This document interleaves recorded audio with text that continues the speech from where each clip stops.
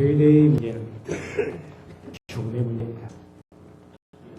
산다는 것은 내가 선택한 것이 아니고 죽음은 내가 알고 선택해야 될 중대한 문제인 것입니다.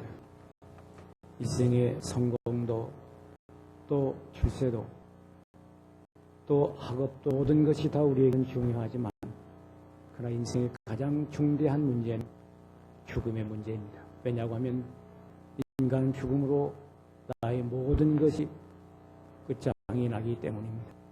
내가 가진 소유도 명예도 영광도 죽음으로 다 끝이 나기 때문에 우리가 가장 인생을 살아가면서 두려워하는 것이 죽음입니다. 죽음 앞에는 우리 모두 다 슬픔이 있고 젊음이 있고 모든 인생의 피해가 거기에 있습니다. 왜냐고 하면 내 인생 모든 것을 삼켜버리기 때문입니다. 그래서 어쩌면 죽지 않을까 해서 불로 장수를 꿈꾸면서 보약을 먹고 우리는 장수하기를 노력합니다. 또 죽음을 회피하려고 가진 방법을 다 하지만 그러나 그 노력은 헛될 뿐이다. 결국은 다 죽어야 할 존재들입니다. 그래서 유명한 철학자였던 하이데크는 그런 말을 했습니다. 인생의 모든 불은 죽는다는 데 있다. 죽음을 생각하는 거기에 인간의 모든 불행이 있고 슬픔이 있다고 말했습니다. 이러한 인의 모든 죽음의 문제를 인류 역사 이래 우리에게 최대의 희망과 그리고 해결해 주신 위대한 분이 바로 예수님이십니다. 예수님 친히 말씀하십니다. 나는 부활이요 생명이 나를 믿는 자는 죽어도 살고 살아서 죽는 자는 영원히 죽지 아니하리니 네가 이것을 믿느냐. 이 질문에 대하여 아멘하고 대답하고 신앙을 고백한 사람들이 그리스도인들입니다. 오늘 우리의 생에 도전해 오는 이 죽음 앞에서 떨고 있는 많은 사람들에게 힘을 주면서 주께서 오늘 아침 우리에게 말씀하십니다. 예수님께서 십자가의 죽음으로 예수님이 끝난 줄 알았습니다. 그래 예수님을 따르던 사랑하는 여인들이 오늘 새벽 저들은 무덤으로 달려갔습니다. 슬픔을 안고 그리고 사랑하는 우리 주께 그 시체라도 향유를 발라서 자기들의 사랑의 마음을 담아주고 싶은 마음으로 새벽명에 달려왔습니다. 달려가며 저들은 이렇게 말합니다. 누가 이 무덤 문을 열어주리요. 왜냐고 하면 그때 예수님의 시체를 안장한 것은 큰 무덤 문을 막았습니다. 그리고 파수꾼들이 지켰습니다. 제사장들은 이런 생각을 했습니다. 예수님이 살아계실 때 내가 죽은 지 3일 만에 다시 살아나리라 이렇게 말씀을 했으니 만약에 시체의 무덤을 향해서 제자들이 달려가 시체를 도적하고 만약에 예수님이 살았다 소문을 낸다면 이전보다 이후가 더 우리에게 큰 혼란이 있으리라. 이렇게 두려운 마음으로 빌라도에 가서 그런 말이 있으니 무덤을 지켜주시옵소서 라고 부탁할 때 빌라도가 파수꾼을 파송해서 무덤문을 지키도록 했던 것입니다. 그런데 이른 아침 이 여인들이 달렸을 때 무덤의 돌이 굴러져 빈 무덤이 되었습니다. 저들이 무덤 속으로 들어가서 슬픈 기색을 띠고 있을 때 천사의 하는 놀라지 말라. 너희가 십자가에 죽은 예수 찾는가. 그가 살아나셨고 여기 계시지 않느니라. 보라, 그를 두었던 곳이라. 너희보다 먼저 갈릴리로 가시나니 너희가 거기 가서 그 얼굴을 보라. 또 우리는 마태복음 보면 그가 말씀하신 대로 사랑하셨느냐 이렇게 천사의 음성이 있습니다. 어찌하여 산 자를 죽은 자 가운데서 찾느냐. 여기 계시지 않고 살아나셨느니라. 이것은 천사의 당시의 음성일뿐 아니라 지금도 우리에게 들려주는 주님의 말씀이다. 나는 살아났다. 나는 무덤 가운데 있지 아니하고 살아났다. 공자가 무덤 가운데 있고 석가가 무덤 가운데 있지만 예수님은 무덤 가운데 있지 아니하고 다시 살아났습니다. 이게 바로 부활이고 우리 주님께서 우리 준 최대의 복음인 것입니다. 오늘 부활하신 주님 나의 주로 모시 이 죽음을 넘은 놀라운 승리 있기를 축원합니다. 예수님은 우리에게 주신 그 생명은 부활의 생명입니다. 많은 사람들은 기독교를 잘못 오해하는 사람이 있습니다. 영혼 불멸을 믿습니다. 우리 기독교는 영혼만 불멸해서 영원히 사는 그런 종교가 아닙니다. 또 어떤 신학은 이제 영혼과 육체가 죽음과 함께 멸한다고 생각하는 사람도 있습니다. 이것도 잘못된 신입니다. 우리의 몸이 다시 산다는 이 부활신앙이 기독교의 핵심입니다. 그래서 예수님께서 친히 몸으로 다시 사셨던 것입니다. 그래서 예수님께서 우리에게 오신 것은 죄로 말미암아 죽을 수밖에 없는 우리 인간들과 함께 죽으러 오셨던 것입니다. 33년 살려고 오신 것이 아닙니다. 사는 것이 그렇게 중요했더라고 한다면 좀 더 오래 살으시지 33년으로 끝나지 않았을 것입니다. 예수께서 죽으시고 우리에게 다시 사는 놀라운 진리를 보여주면서 죽어야 산다는 위대한 복음을 우리에게 남겨주신 것입니다. 나는 부활이요 생명이니 나를 믿는 자는 죽어도 살겠고 만약에 안 죽은 것이 사는 것이라고 한다면 예수님은 그로 계속 살았을 것입니다. 그러나 죽어야 산다는 위대한 복음을 우리에게 제시해 주신 것입니다. 우리는 이제 죽어야 산다고 하는 이 위대한 복음, 이 복음 위에서 우리는 부활에 대한 신앙적 새로운 이해를 해야 됩니다. 역사적인 부활은 예수님께서 2000년 전 무덤 가운데 매장되었다가 3일 만에 부활하셨습니다. 부활하신 주님은 종종 지하들에게 나타나셨습니다. 그리고 친히 말씀하셨습니다. 내 손과 이제 옆구리를 만져보라. 여기 나는 살아있느니라. 나는 이제 영체가 아니고 몸을 만져보라. 여기 뼈도 있고 살도 있느라고 하셨습니다. 그러나 예수님의 부활은 예수님이 죽고 사는 겁니다. 그런데 날 종말적 부활이 있습니다. 그것은 예수님이 재림하시면서 부활한 몸으로 우리에게 오실 때 우리 모두 다 죽은 자는 덤을 열고 그리고 산 자는 호련히 변화되어 주님을 영접하게 될 것입니다. 이것을 종말적 부활이라고 말하는 것입니다. 예수님께서 우리에게 부활에 대하여 이렇게 말씀하십니다. 너희가 썩을 몸으로 무덤 가운데 눕지만은 썩지 않을 몸으로 다시 살 것이다. 너희가 욕된 몸으로 무덤 가운데 눕지만은 다시 살 때는 영광스러운 몸으로 다시 살 것이다. 너희가 약한 몸으로 병들어 죽어 여기 눕지만은 그때는 강한 몸으로 다시 살 것이다. 이제는 너희 육의 몸으로 눕지만은 신령한 몸으로 다시 살 것이다.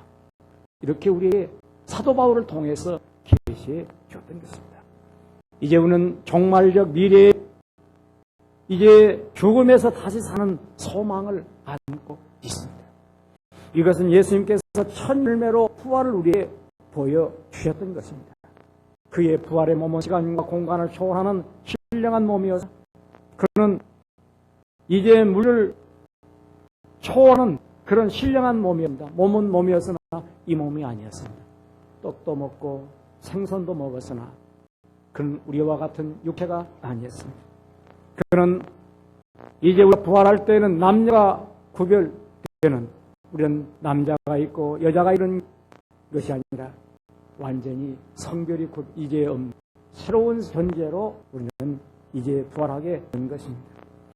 우리가 흔히 생각할 때 다시 부활할 때 어떻게 할까? 늙은 사람은 늙은 사람으로, 어린아이는 어린아이로 부활할까? 이것은 또 장애자는 장애자로 부활하나, 소경은 소경으로 부활하나, 그런 것이 아닙니다. 신령한 완전히 새로운 존재로 부활하게 될 것입니다. 다만 한 가지는 이렇게 생각해 봅니다. 부활할 때 어떤 몸으로 부활할까?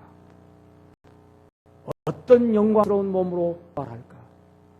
그것은 우리가 물론 하나님께서 이제 전적인 은혜겠지만은, 그러나 우리가 이 육체로 가지고 있는 동안 신령한 자기 자신을 성결케 하고 더 많은 은혜를 삼은 자에게 하나님의 큰 영광이 나타날 것 같다.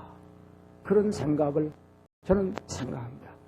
왜냐하면 우리는 육체를 가지고 있는 동안 흠없고 점없이 우리는 보다 주님을 향해서 신령한 몸으로 살아야 되는, 우리는 사명을 가지고 있어요. 그러기에 우리가 마지막 날 부활할 때 너희 무덤에서 이제 하나님 아들의 음성을 들으려고 오나니 선한 일을 행한 자는 생명의 부활, 악한 일을 행한 자는 심판의 부활. 안 믿는 사람도 부활한다는 것입니다. 이것은 영벌의 차기에 부활하고, 우리는 믿음으로 선한 일을 행한 사람은 생명으로 부활해서 예수님과 함께 영원한 생명을 소유할 것을 예수님께서 우리 약속하셨습니다. 오늘 이 은혜가 있기를 힘으로 기원합니다. 부활은 그리스도의 생명입니다. 예수는 이제 그 부활은 예수님이 죽으시고 예수님이 살아나신 것입니다. 예수님의 부활은 죽고 산 것입니다. 죽어야 사다고 하는 위대한 은혜의 진리와 복음을 친히 몸으로 보여주셨습니다. 예수님께서 부활하신 것은 친히 성경에 이렇게 말하고 있습니다. 죄에 대하여 내어줌이다. 그의 우리를 의에 대하여 살으심이 되느니라. 로마 4장 25절에 보면 예수님께서 죽으시면 우리의 죄에 대하여 죽으심입니다. 예수님이 부활하시면 우리를 의롭게 하기 위하여 부활하셨다는 사실입니다. 그러므로 우리는 이제 예수님의 죽음과 부활을 통해서 이제 우리의 죄가 죽고 의에 대하여 새로운 생명을 얻은 우리는 이 복음을 얻는 것이다. 단순히 예수가 죽어서 우리의 이제 생명을 주신 그런 단순적 이제 부활이 아니고, 우리 언니 생각할 때 이 몸이 죽으니까 영원히 살지, 그냥 오래 살지, 상수를 연장하는 그런 영생이 아니고 죄에 대하여 있고 의에 대하여 영원한 생명을 부활 생명이라고 말하는 것입니다. 그래서 이 부활 생명은, 이 부활은 곧 구원과 하는 것입니다. 성경이 이렇게 말합니다. 하나님이 세상을 이처럼 사랑하사 독생자를 주셨습니다. 이는 저를 믿는 자마다 멸망치 않고 영생을 얻게 하려 하심이라. 이 말을 다른 말로 하면, 나는 부활이요 생명이 나를 믿는 자는 죽어도 살겠고 영원한 멸망에 처하지 아니하고 영생을 얻는 약속입니다. 그런데 살아서 믿는 사람은 영원히 죽지 않는다는 말은 영생이 그때 주어지는 것이 아니라 지금부터 영원한 생명 속에 함께 이어진다는 사실입니다. 구원은 부활 생명과 일치하는 것입니다. 그러므로 부활 신앙이 없는 사람은 영생도 없는 것입니다. 구원도 없는 것입니다. 우리가 구원 받았다고 하는 것은 부활 생명으로 산다는 그런 의미를 가지고 있는 것입니다. 그러기에 부활 생명을 가진 사람들은 두려움이 없습니다. 이것이 위대한 신앙인의 승리인 것입니다. 죽어도 살겠고, 수많은 사람들이 죽음에 떨고 정하고 완전히 죽음 앞에서 공포에 사로잡힌 그리스도인들은 이제 죽어도 살겠고, 이 복음을 믿기 때문에 죽음에서 탐날 수가 있는 것이다. 그런 담대한 은혜가 마시기를 축원합니다. 우리 한국교회에서 가장 추앙을 받고 있는 주실 목께서 평양 감옥에 갇혀 있을 때입니다. 거기에 공산주의자인 주영아라고 하는 사람이 함께 그 감방에 들어왔습니다. 그가 이제 조용히 김 목사님과 함께 질문하면서 그는 이렇게 묻습니다. 목사님은 어찌 이렇게 죽음에 대하여 두려움이 없습니까? 그렇게 공산주의, 사회주의 사상으로 세뇌된 그도 죽음 앞에서는 떨 수밖에 없는데 그 죽음에 대하여 조금도 초조하지 않고 언제나 여유인 모습을 보고 목사님은 왜 이렇게 죽음에 대하여 초연하십니까? 라고 물을 때 주 목사님께서 이렇게 대답을 한다. 우리 있는 삶은 예수님이 부활 생명으로 우리에게 주셨기에 죽어도 살고 살아서 있는 삶은 영원히 있지 않는 이 복음에 섰기 때문에 나에게는 아무 두려움이 없습니다. 그때 그런 말이 있습니다. 내가 일찍이 목사님을 만들라면 공산주의자가 되지 않고 그리스도인이 되었을 것이네. 그러니까 지금도 때는 늦지 않소. 예수님께서 약속한 그 말씀에 대하여 그가 공감을 했던 것 같습니다. 그때 주기철 목사님께서 이렇게 말씀합니다. 내가 예수를 믿기 전에 당신을 만났더라면 나도 공산주의자 되었을지 모르겠어. 당신의 그 철저한 평등과 사회주의 사상을 내가 세졌더라면 이 사회원 민족 구원을 위해서 공산주의자가 되었을지 모르겠어. 아마 그가 같은 종씨라 훨씬 안해하게 대화를 했던 분입니다. 주 목사님의 그 얼굴을 보면서 그는 큰 감동을 받고 그런 고백을 했다는 것입니다. 우리는 이 땅에 살면서 잘 믿는다고 하는 삶, 뭘 열심히 구한다는 데 있는 것도 아니고 성경을 많이 안다는 데 있는 것이 아니라 죽음 앞에서 확실하게 예수님은 부활이요 생이니 예수를 믿는 나는 죽어도 살겠고 살아서 믿는 나 영원히 죽지 않는 인생의 그 희망 속에서 날마다 승리자의 자세로 살 수 있기를 축원합니다. 이게 참는 것입니다. 죽어로도 끝나지 않는, 내가 죽으면 모두 끝난다 이렇게 슬퍼거나 두려워하지 않냐고, 내가 죽어도 살아기 때문에 내 삶의 존재 죽음이여 이유까지 연계가면서 돈을 벌어도, 돈을 쓰는 것도, 명예를 가진 것도, 나의 모든 소유까지도 죽음 이후까지 주님과 함께 영생의 관계 속에 자기를 보며 살 수 있는 사람, 이 사람이 바로 위대한 그리스도인 것입니다.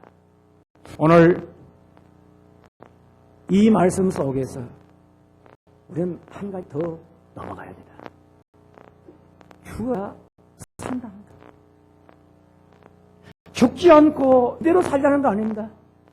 예수님께서 하신 모든 말씀은, 우리에게 준 교훈은 죽어야 산다는 이야기를 하고 있습니다. 내가 죽어야 사는 것처럼, 내가 십자가에 죽어 부활한 것처럼, 내가 죽어야 죄가 없고 의의 생명으로 사는 것처럼 너도 현재 실존적 부활을 해야 돼. 이건 현재적 부활입니다. 역사적 부활이나 종말 부활이 아니라 현재적 부활인데, 네가 날마다 너는 나와 같이 살 것이다. 신이 예수님께서 말씀하십니다. 무리에게 이르시되 나를 따라오려 하거든, 누구든지 나를 따라오려 하거든 자기를 부인하고 자기 십자가를 지고 날마다 나를 따실 것이다. 날막이라고 하는 말은 날마다 살아서 나와 같이 죽고 자기 십자가를 지고 정과 욕심 십자가에 못 박고 나와 같이 살아야 한다. 여러분, 이제 예수님은 2000년 전에 우리를 위해서 죽고 부활하셨습니다. 이제 내가 예수의 죽음과 부활을 내 몸에 짊어지고 현재 어떻게 살아야 되느냐? 이것은 예수와 함께 죽고 예수와 함께 사는 별세의 부활이다. 종말적 부활은 마지막에 무덤에서 일어날 것입니다. 우리는 믿는 자에게는 약속이 틀림없습니다. 확신합니다. 그러나 살아서 내가 살아있는 동안 주님의 부활하심과 이 주님의 생명을 내가 소유하는 것은 갈라디아 2장 20절에 사도 바울이 우리에게 친히 고백했습니다. 다 같이 입으로 고백하십니다. 내가 그리스도와 함께 십자가에 못 박혔나니 그런즉 이제는 내가 산 것이 아니요 오직 내 안에 그리스도께서 사신 것이야. 이제 내가 육체 가운데 사는 것은 나를 사랑하사 나를 위하여 자기 몸을 버리신 하나님의 아들을 믿는 믿음 안에서 사는 것이라. 여러분, 오늘 이 아침 영상으로 보았습니다. 주님께서 무덤에서 다시 사셨습니다. 이것은 2000년 전 사건입니다. 예수님께서 부활하신 승리하셨습니다. 지금 보좌에 계십니다. 지금은 어떻게 주님께서 부활 생명으로 사시겠습니까? 우리 안에 살기를 하십니다. 그러기에 예수님께서 성령을 보내시고 우리 안에 부활 생명으로 너와 함께 살기를 원하셨던 것입니다. 사랑하는 자들과 함께 주님께서 육체를 가지고 계신 안에는 지하들에게 대해서 실망도 했고 또 지하들에게 대해서 기도하지 않았습니다. 왜? 주님이 육체를 가지고 사는 동안 저들도 함께 만나보았지만 변화되지 않았습니다. 그런데 예수님이 부활하신 후에 성천하시고 성령을 보내셔서 지하들이 성령이 임했을 때는 이전의 지들이 아니었습니다. 완전히 부활 생명으로 저들 속에 역사할 때 제자들은 변화가 되었습니다. 저들은 죽음도 두려지 않았고 저들의 삶의 변화가 일어났으며 가난 속에서도 기뻐했고 감옥에 끌려가면서도 찬송했고 저들은 사형에 처하면서도 환한 얼굴로 저들은 마지막 종말을 고했고 자기들을 위해서 욕하고 핍박하는 자를 향해서 기뻐하고 즐거워했으며 저들은 자기를 향해서 저주원에게 축복을 빌어주었고 마지막 죽으면서도 하늘 가는 밝은 길을 찬송하면서 죽을 수 있었던 것입니다. 그것은 별세의 부활이 일어났기 때문입니다. 똑같은 세상을 사는데 부활하신 주님께서 죽었다가 산 죽음과 생명을 동시에 받음을 말미암아 세상이 바꿔져 버린 거예요. 똑같은 가정과 똑같은 직장과 똑같은 현세지만은 예수와 함께 죽었기에 이제는 예수와 함께 사는 사람으로 바꿔져 버린 것입니다. 이 부활을 별세 부활이라고 하는 것입니다. 실존적 부활이라고 하는 것입니다. 사랑하는 성도 여러분, 우리가 예수를 믿는 것은 이렇게 살자는 것입니다. 초대교회 황금에 유한한 유명한 교부가 있었습니다. 그 교부는 그리스도스 통입니다. 그는 얼마나 위대한 이제 교부였는지 모든 사람들이 우러러왔고 심지어 로마의 황제도 두려웠을 정도로 그렇게 위대한 교부였습니다. 이 유독시아라고 하는 이 황제가 그를 끝내 미워서 유배를 시킵니다. 멀리 내쫓습니다. 그가 이제 그 입을 그대로 놓아두고는 견딜 수가 없기 때문에 유배를 시킵니다. 그러니까 신하가 가서 말합니다. 폐하여 저자는 유배를 시켜 아무 소용이 없습니다. 왜냐? 저는 멀리 떠나면 침묵과 명상으로 주님과 교제하면서 산다고 기뻐하옵니다. 그럼 겨자를 금식시켜라. 배하여 금식시켜도 소용이 없습니다. 저는 금식하면 굶겨라. 굶기면 금식한다고 오히려 주님과 깊은 신이 들어간다고 말합니다. 겨자를 그러면 가장 악독한 극악한 강도와 함께 한 감방에 집어넣어라. 배하여 겨자는 그걸 더 좋아합니다. 왜냐하면 그를 변화시켜서 그리스도로 만들기 때문에 상급이 크다 합니다. 그래 목을 쳐라. 죽여라. 배하여 그는 죽도 살아납니다. 그는 죽으면 순교한다고 연구하고 그를 죽이면 수많은 사람들이 그를 떠나는 것이 아니라 더 그의 신앙에 불이 붙여집니다. 그러면 어떻게 해야 합니까? 감당할 수가 없는 사람이 오니 내버려 두는 것이 책임입니다. 여러분, 오늘 그리스도인이 되었습니까? 그리스도인답게 살아야 됩니다. 오늘 우리가 부활주를 맞아 부활을 찬양함으로 되는 것이 아니고 내 속에 부활의 생명에서 세상이 바꾸어진 모습을 이 세상 사람들에게 보여야 하는 것입니다. 이것은 세상 사람들에게 보여주기 위해서가 아니라 내 삶의 변화가 일어나야 한다는 겁니다. 부활, 예수님의 부활은 보여주기 위한 부활이 아니라 내 속에 부활 생명으로 들어와 살기 위해서 부활하신 것이고 나 자신을 변화시켜서 예수님께서 나와 함께 살기 위하여 부활하십니다. 육체를 가진 죄인된 몸으로는 의로운 하나님께 살 수가 없습니다. 그래서 내 안에 들어오셔서 나와 함께 살기를 원합니다. 이것이 바로 실존적 부활이며 생활이다. 사랑하는 성도 여러분, 우리가 가정에 돌아가서 나 자신이 예수님과 함께 사는 부활된 존재가 돼. 직장에서, 사회에서. 그래서 우리는 그리스도의 생명을 소유하는 예수님이 나를 살려줬 가는 곳마다 다른 사람을 살려는 자가 됩니다. 왜? 내가 살았기 때문에. 죽으라는 남을 죽이는 데 힘을 씁니다. 세상에 죽을 사람들은 계속 남 죽이는 것만 신경을 씁니다. 남 죽여야 지가 산다고 생각합니다. 그러나 저도 죽는 것입니다. 그런데 다시 산 자는 계속 죽은 해골 같은 존재들을 생기를 불어넣어 살려주는 존재가 됩니다. 이것이 부활 생명입니다. 예수님께서 부활하신 후에 만나는 사람 막 살려놓았습니다. 부활하신 후에 살려놓았습니다. 이제 우리를 살려놓았습니다. 이제 우리가 부활된 생명으로 살고 있다면 가정 돌아가서 가정을 살려야 합니다. 남편을 살려야 합니다. 직장을 살려야 합니다. 우리 사회를 살려야 되고 민족을 살려야 됩니다. 민족을 분단을 고착화시키는 그 정치가들은 부활 생명이 없는 자다. 북한 민족도 하위를 살려야 되겠다는 생각을 갖는 것이 그리스도인의 생명이 이게 복음인 것입니다. 우리는 이 땅에 들어가는 곳마다 살려야 됩니다. 그래 제가 시골에서 목회할 때 부활 주일을 이제 앞두고 한 참회가 찾아왔어요. 아주 굳은 얼굴로 찾아왔어요. 목사님, 제가 목사님을 뵙고 그 말을 드리고 있습니다. 말씀하시죠. 목사님 소식은 듣지 못했지만 제가 장로의 딸로 저 건너마을에 결혼해서 사는 아무개입니다. 가끔 교회를 새벽에 몰래 나왔다 갔지만 제가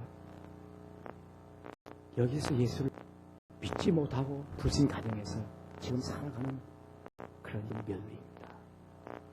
통화하다가 이제 애를 만나서 결혼했는데 예수 믿겠다고 하더니 결혼 딱 그에는 마음이 싹 변하.